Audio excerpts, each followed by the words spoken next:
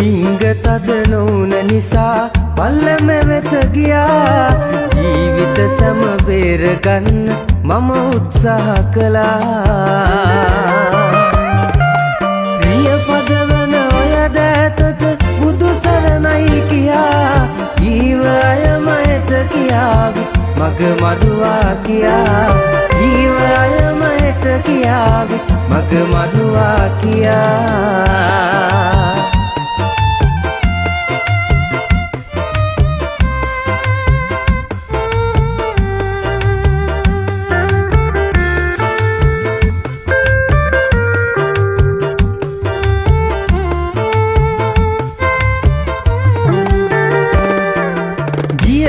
ගමනම සතුටින් නිමා කළා මෙතෙක්.